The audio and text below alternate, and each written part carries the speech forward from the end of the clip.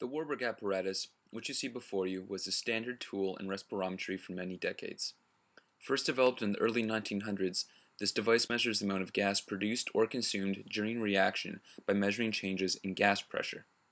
The apparatus is made up of a U-shaped manometer and a Warburg vessel. The arms of the manometer are hollow and have been filled with fluid of a known density. At the bottom of the two arms there is a fluid reservoir, which allows the operator to control the height of the fluid in the two arms. The Warburg vessel is a small vial which attaches to a sidearm off of the manometer. The vial has a center well which can hold alkali or any other solution separate from its surroundings. The vessels also have sidearms which can contain stimulants or other reactants. Once the apparatus has been assembled and calibrated, the reactants can be mixed by simply tipping the contents of the sidearm into the main chamber of the vial. Once the Warburg vessel has been loaded with the sample and all other chemicals, the vessels are attached to the sidearm off the manometer. Each vessel is held in position with two springs.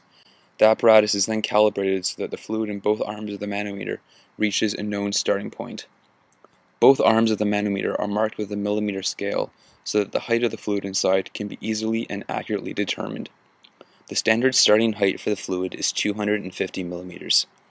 At this point, the stopcock at the top of the manometer is shut. The sample in the Warburg vessel now has access to only a limited quantity of air, that available in the vessel, the sidearm of the manometer, and the air inside the 1 manometer arm in between the stopcock and the top of the fluid. Whenever the fluid in this arm of the manometer is set to the same height, this will ensure that the volume of gas in the sealed space is constant. With standard volume and temperature, any pressure changes will directly represent a change in the number of gas molecules in the sealed space.